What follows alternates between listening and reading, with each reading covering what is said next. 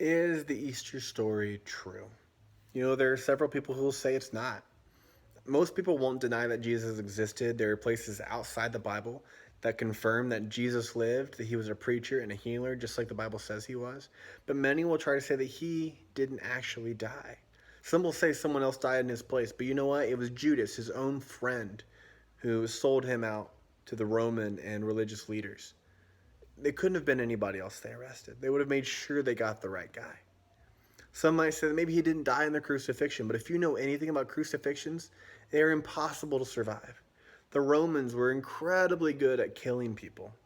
And if he hadn't died from his wounds of being whipped and beaten, whipped with whips that had bone and pottery on the end to tear his flesh and muscles from his body, if he didn't bleed out from that upon the cross, he would have suffocated from hanging there in front of everyone. In fact, we're even told that they pierced his side up through his heart to make sure that he was dead, and out came a mixture of blood and of water. And any medical professional will confirm that that is proof that he died there on the cross. And even if somehow he didn't, he was sealed, mind you, in a tomb for 3 days where he would have certainly died from his injuries. And he was sealed by the people who put him there. They wouldn't have made a mistake in that. And they even put a Roman guard, several Roman guards, out in front of the tomb after rolling a giant rock up against it to make sure that no one would steal his body. Yes, some people say that maybe his body was stolen, but the disciples, they were scared for their own lives. They were hiding. They weren't even out in public because they thought they would be crucified. In fact, they had no incentive to, because with Jesus' death, there was no reason to bring him back. Without him physically being in front of the people, their movement was over because all of his claims were about himself. And thirdly, they were a ragtag bunch of tax collectors and fishermen. They couldn't have taken out those guards that were guarding the tomb. They didn't have the supplies or the training.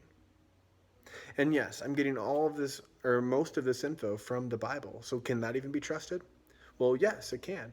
If you look at the books of Matthew, Mark, Luke, and John, these four letters, ancient letters that were written, and you compare them to other ancient texts with scientific methods, they're incredibly reliable.